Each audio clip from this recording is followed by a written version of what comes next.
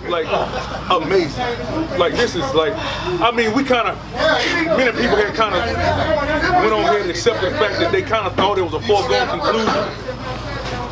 But to actually see it on TV, man, to actually watch all those people in the community center, to watch all those supporters of him, to watch him accept that award gracefully, just like he always do, man. He's just a wonderful, wonderful role model, man, for a lot of these kids around here, man. Like, you can come from wherever you want to be from. You can't control where you come from, but you can control where you're going with the Lord, man. And it's just amazing, man, to see what happened, man. Like, I don't know, this ain't gonna really sink in, but I know a lot of people today that saw me kept saying they couldn't sleep last night. Because they was anticipating it, because this is a moment that really everybody gets to share. It's his award, but when I saw him hold the trophy, man, like okay, I saw him up there, I hadn't realized he won, I went inside, everybody was screaming, I knew he won, but I still was sitting there looking at it, like I couldn't believe what I was looking at, and then when I saw him hold a Hesiman trophy, man, God, man, that's unbelievable, that is awesome. I don't know if y'all know what that's like, but what that says to generations to come, you know, all the old heads, you know, we die-hard supporters. We gonna ride or die.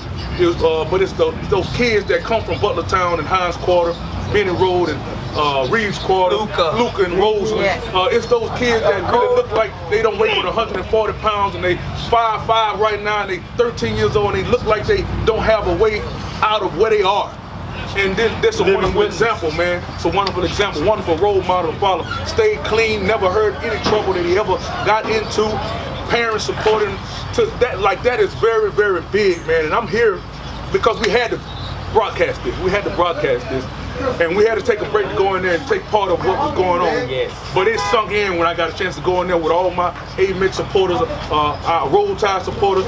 It's really not Roll, it's Devontae Smith supporters. It's Devontae Smith supporters. It is absolutely unbelievable to be a part of this. It's absolutely unbelievable to be able to be here to broadcast to the people who are away, who can't be here because of the limited capacity due to COVID. But it still was a packed house. Everybody was practicing safe distances as best possible. Everybody did their safe practices as best as possible. But at the end of the day, sometimes you just want to pound somebody. Sometimes you just want to high five, and sometimes you just want to hug. And if you broke protocol tonight for that, it is all good. And that's real talk, for real. That's real talk, man. We're gonna stay on for a few minutes because we want the other coaches to come in since we know he won now, and we gotta let them share their side of it, man. Gotta let them share their story, how they feel about it. But it's wrapping up, man. It is awesome. It is awesome. It is awesome. Warrior pride, man. Warrior pride. Warrior pride. Warrior pride. That's what's up. That's great, man. That's great. That's great. That's great. That's great. And you was from the very beginning. That's awesome, man. Y'all ready to go? Yeah, we gotta let him share something, man. We got Coach Powell getting ready to come on set right quick. We gotta let him share something since we know who won now. We gotta let him share. You see your mic over there? It's right there on the ground. Just clip it on your. If I get like him and start crying, it's worth the tear too, man. This is unbelievable. Unbelievable moment. You had most of the coaches. If you look at it, coach, that was way back. They got Mara, they got Be proud of yourself, coach. The world knows. Be proud of yourself. But it's kid, man. And his family. See, the world might know him as Smitty, man. But we know him as Tay-Tay. We have Coach Powell. This is his high school coach for the last 2 years at Hesiman High School, and the current Hesiman High School head football coach, state champ. Had a chance to coach Devontae his last 2 years, man. Coach, just talk to the people about, first of all, since we know the outcome now, we've already known that, just what was it like to coach him, and how did you see his future? Could it have been any better than this? Could you have seen it any better than this? I'm gonna be honest with you, Mr. Horace. You know, I was at a rival high school, North Hill. And we used to play him, you know, JV wise when he was 9th, 10th grade. You know, his son was the quarterback, taking receiver. I saw it then from the first time we played that this kid, he was going to be special. No matter what type of offense or defense or whatever he's in, because his work ethic was just, it's unreal. I'm going to give you a quick story. They was playing for a state championship against Livonia. Tay-Tay had messed up his collarbone, so he couldn't play. After that game was over with, it meant we lost. lost. Right. After that game was over with, that boy stayed out there by himself. He cried. Cry. And watched. You back coach. And watched. I was sitting in the stand. Right. This kid didn't know me. Right. None of them kids down there knew me. Right. I saw this little skinny kid. Right. Stayed out there and cried. He sat there and he cried. Wow. And when I got the job, he said, Coach Powell, we going to the dome. Wow. We going to the dome and we gonna win that. Unbelievable, man. Unbelievable. And I know his junior year was interrupted briefly, Right. Unexpectedly, Right. Because we don't know what would have been the outcome of that season, but we know they was hot. Y'all was hot at that time. Right. And I felt like really, whatever happened to Dome, we don't know, but we felt we definitely was going. We had a shot. We was definitely going. Right. For him to come back the next year, you got to start over, man. Like I always, as a player, when I was a part of the team, we would have our season goals. Win district. Right. Get the playoff. Win your first game, quarterback these 4 games for your state championship game back then. So we already knew it's like a new season. Playoff is a new season in high school sports. It's a new season. 1 game at a time. But to get yourself ready again, to do that cycle all over again after first of all, you not only got put out of the playoffs when you had just dominated the game, you already started the new season off with a loss already, and then you got to focus on coming back and avenging that. That's kind of in your mind. I think we had a slogan that year called "Unfinished Business." What was that like, getting them ready and getting him ready as a captain and a leader for the team? It was easy because not only did Tay was leading us, we had Trey was a leader, yes. Myron was a leader, Marlon Banks was a leader. So Tay was a capitalist, but he didn't have to do it by himself. Right. And that's the reason why you see him so successful at Alabama these last couple of years. He went there, with some good other athletes, student athletes as well, and that's the reason why Alabama played the way that they play, because Tay don't have to do it by himself. But if he has to, he can. he can. And then when he does do it by himself, guess what that does to the rest of the team? Everybody else starts coming along with, So in that sense, in that mindset, when we was coming into that season, that whole mantra about unfinished business. It was no missed workouts. It was no missed practices. It was no missed games. After we finished this season, everybody was 3.0 with GPA higher. I mean, everybody was completely totally locked into that. I can Go ahead. You good? over the off season, after football practice, they was going to work. They was going to work. They was going to work. Right. And, I'm just living witness because I was dropping them off and had to go pick them up. And it was, my son was showing me a video today. Before I come here. It was dark. We was at the park. He said, "Daddy, you don't remember this?" He run this route. Cutting. And then you can hear me in the background. Hard work gonna pay off. Y'all just keep it up. And I was so excited. It's gonna pay off. Right. And me and my son was just laughing. And I say, man, look at it. It's paying off. It's unbelievable. And just to echo what he's saying, coming into this senior year, we had a hard camp. So the last day of camp, you know what I'm saying? If we come back inside, all of them just sitting around. And none of them take their stuff off. None of them took their stuff off. I was like, look, practice is over with, y'all. Camp is over. Y'all can go home. Like, nah, coach. We got another hour and a half. We got another 2 hours or something like that to go back to work. It's easy to coach. We went back out. But I mean, it was just that work ethic. Then another thing that Tay was doing, he was coming home from Alabama. He was grabbing a Kyle Maxwell. He was grabbing a Devontae Lee. He was grabbing a Cam Henderson. He was grabbing like some of them young guys. Come on, let's go. Trey the same thing. You can come and get you a piece if you want to. That's how it works. So, as a fan, I thought it was awesome, Coach.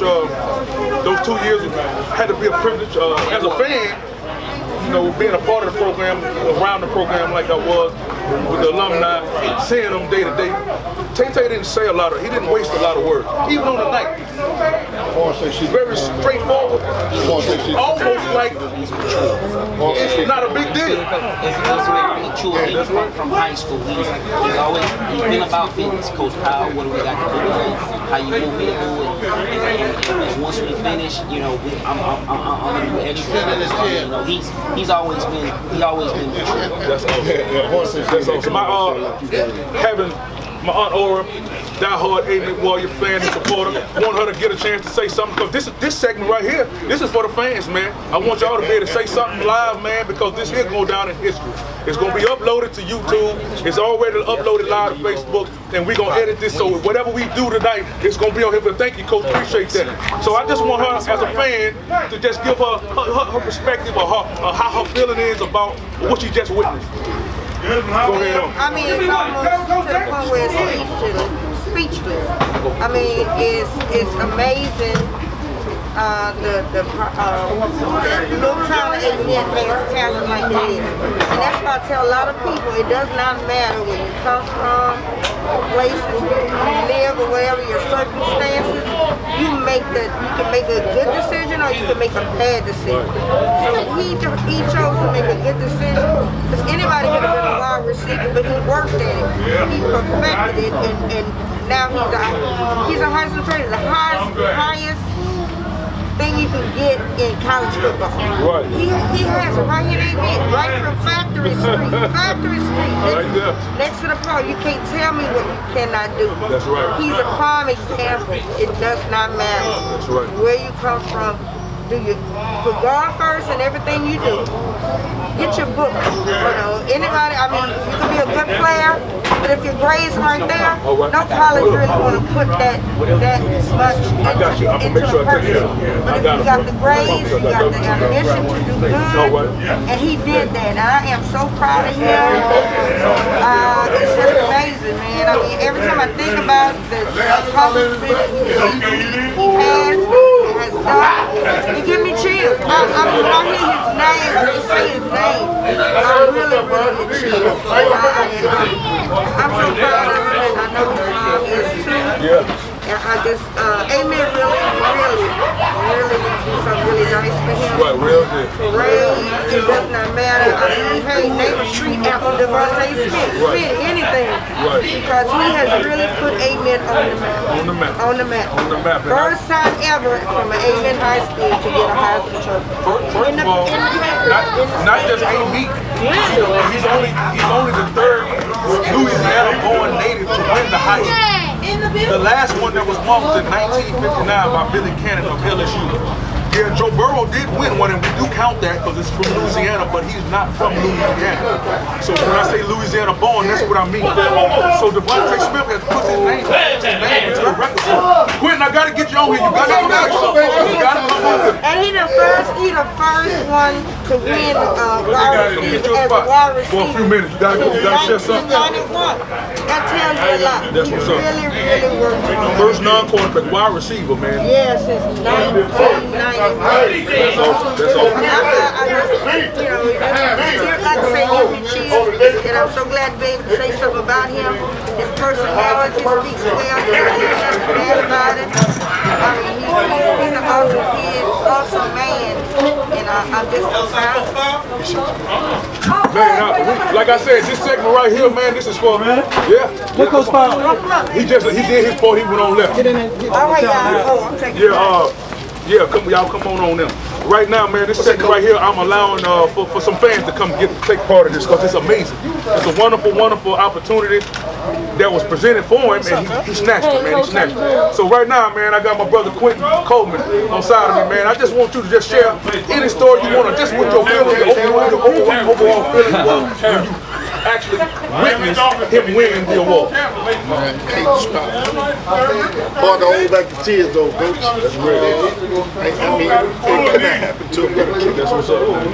Couldn't have happened to a better kid. I mean, classmate, I got class of 93 over there. 93, what's up? We'll let y'all get that tonight. Out here supporting our classmate, you know, his mom, Christina. But, I mean, the hard work, man, dedication, man, couldn't have happened to a better kid. Man, that's all. You know, I remember when, you know, everybody used to talk about this basketball player, Coach. I still remember when he came over from the 8th grade, man, and came over to high school, and I thought Coach was playing it earlier, man. I was looking at that bean pole out there, man. I still remember that lick he took when come across that field when y'all scrimmage car, Coach. I don't know if you remember. I said, man, if that kid get up from that, man, he get up from anything. That's right. But just the hard dedication, man, he put into it, man. First kid I ever saw with a ladder. Didn't even know what a ladder was. I didn't know what they was talking about. They said T.I. Devil on lab, man, 19th grade. But couldn't have happened to a better kid. Couldn't have happened to a Man, I'm thrilled, man. I expected it about a week ago. Before then, I really wasn't sure because I know it's really a non-quarterback. I mean, it's really a quarterback-driven award. I didn't do the percentages, but I guarantee you 90% of them have been quarterback. Probably the other 8 probably been running backs, and the other 2 is other positions because it's rare. And I always felt like they should kind of split that up, make that a quarterback award, and then do another one for best player. But with all that being said and done, Coach Foster, I talked about to the viewers that really and truly how historic this moment is because Louisiana only has 3 Louisiana natives, born in Louisiana, that have won the Heisman, and that was John David Crow of Spring Hill in 1957, who attended Texas A&M, you don't know, and then 1959, Billy Cannon. And since 59, we'll count Burrow, but he's not born in Louisiana. So after that, it's the one take. So however many years, 41 plus 61 years have gone by since a Louisiana-born native has actually won the award, and he's right here, Butlertown, right by the high school, grew up here all his life. Let's share your feelings and your sentiment right now. It's a surreal moment. I never get Montre coming home because him and Trey played together. Montre coming home, man, close. This is gonna be special. Talking about that. He said, "Ooh, Christina got a son that's real good." And so he and for him to fulfill everything, like I say, when you come from West Side, we all know we those shoes. You come from West Side, you scared as I don't know what when you go over that hill. You come on the hill and he got in the front of the back. That's right. When I'm looking at the front KK now, and I'm like, to see him, I can let that freshman go first. Coach, he's straight. He's straight. And we go back to that moment against Coach. He took 2 licks against Coach. And he got up from him. I remember it. And when he got up from that, I said, you're going to be all right. And guess what? Later on in that same scrimmage, he scored a touchdown against Coach. The next year, he called for 3 touchdowns. We ain't talking about anything. We talking about that in the company. That's real. You know what I'm saying? Speeding all them balls on that team. I remember that And you game. talk about how special a kid is, but he gonna always play with a chip on his shoulder because everybody told him, like he said in his speech, you ain't never, you're not big enough. People, you're not fast enough. You don't look the part. And guess what? He just kept proving. He kept doing what he'd been doing. You know what I'm saying? He kept doing what he'd been doing. It took everybody else longer to see it. But we already knew. We see our superstars when they left. You know what I'm saying? And so, I mean, it's just a great moment, great time. It is. You know what I found to be very ironic though? Great. Okay, so he just catapulted his career tonight with a Heisman.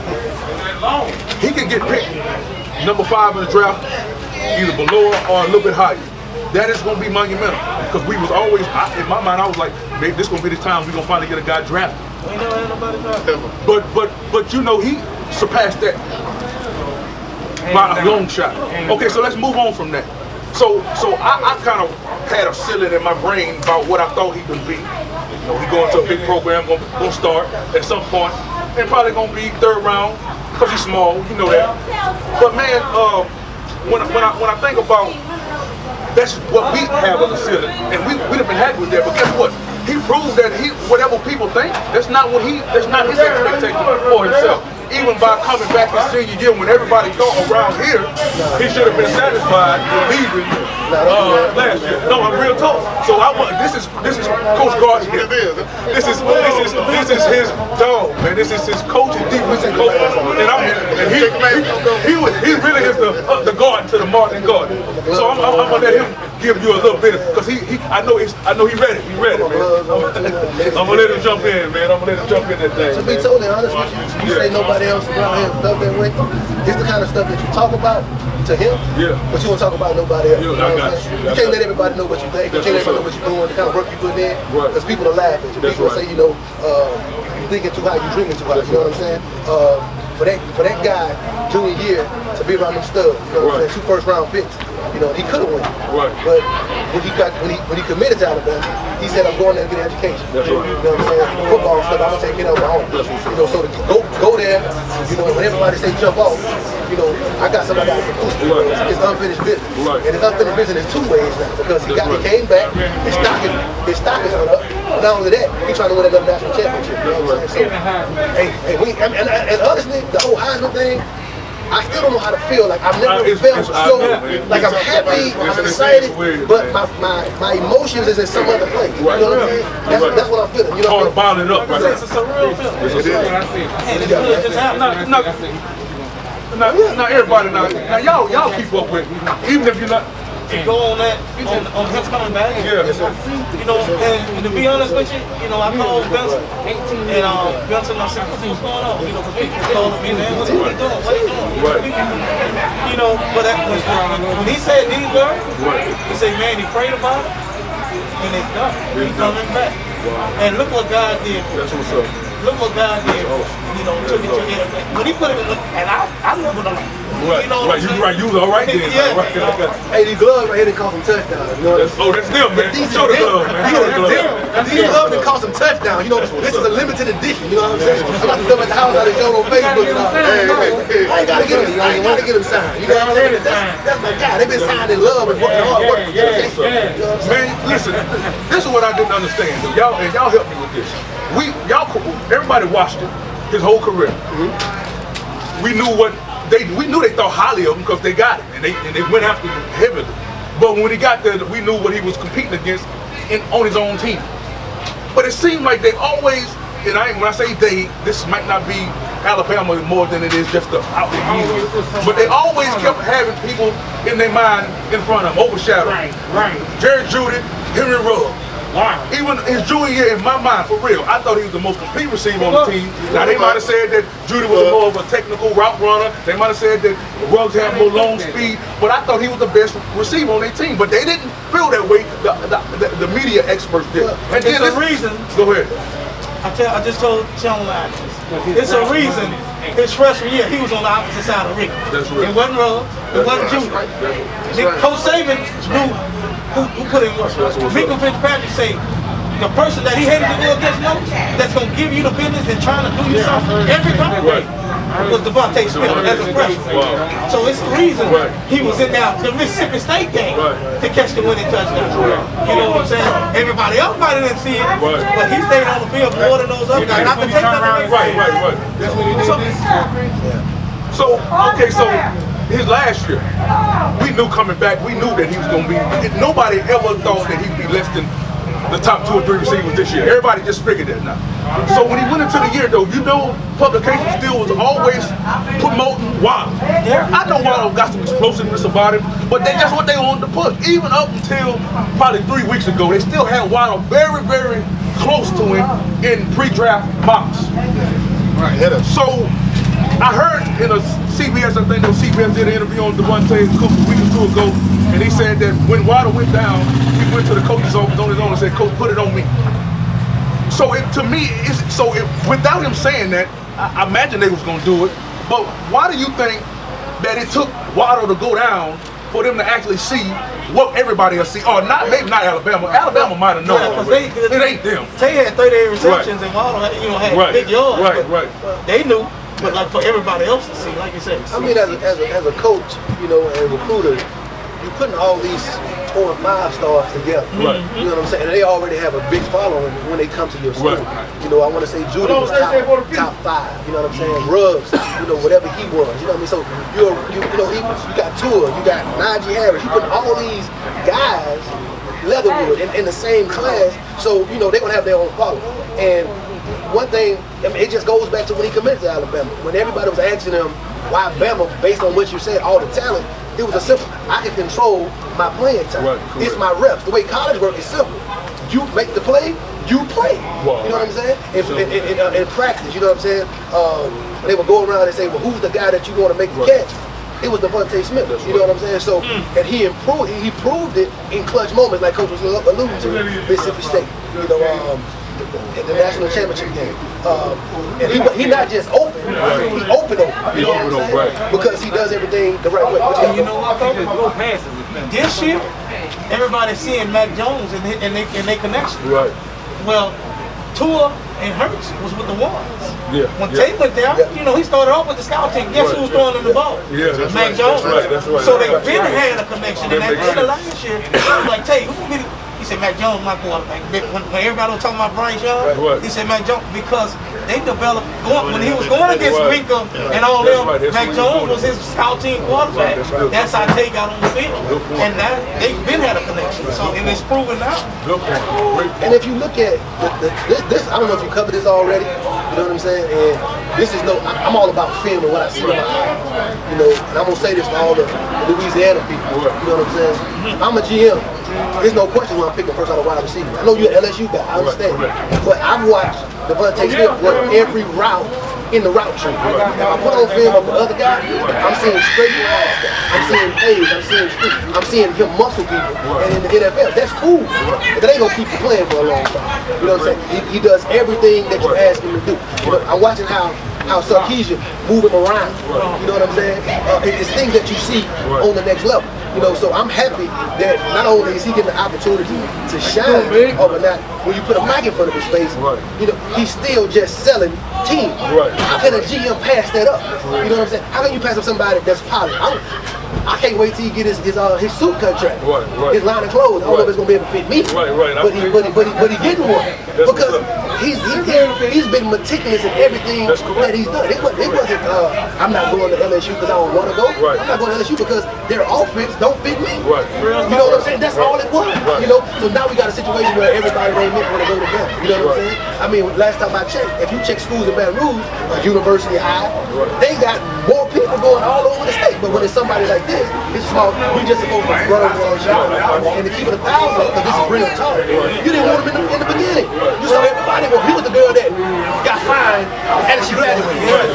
That's what he was for LSU. Like, I say it now. I want to get with you. And I told Frank that when he was a freshman, he was looking for all year left. And I said, Frank, guess what? One day you're going to beg for kids, man. He turned out to be there. But at the same time, going back to the GM, you also got to clear that even if it ain't his turn early, when he first get the league, he's still going to be your best blocking receiver. He's still going to be just excited to block for his running back or fellow receiver on a touchdown as he is, you know what I'm saying, a catching back. So just all that, I mean, that's what you're looking at. I know a lot of people will have kind of losing what Coach Mark was saying about top receiver, who you going to pick first. Honestly, everybody know I'm an LSU fan. That's what it is. I'm not going to change that. But I am a Devontae Smith fan. No matter that, that's off top. Is it balanced or is it like? No, I'm a Devontae Smith fan, but I'm an LSU football fan. Is it balanced? I mean, I ain't understand. I don't know what balance means. It means that it's equality. Well, I mean, I think that's very Is it equal? So you really ain't a Devontae? I'm a Devontae, but I'm not no Roll Tide fan just because I'm with them. I'm not going to lie. So let me ask you, if you think he went to LA, would you say that? It's very possible. Like, I mean, it's possible. Because the offense that he didn't want to go to at first, they changed. Who's the quarterback this year, right? I'm just saying. A lot of stuff gotta happen.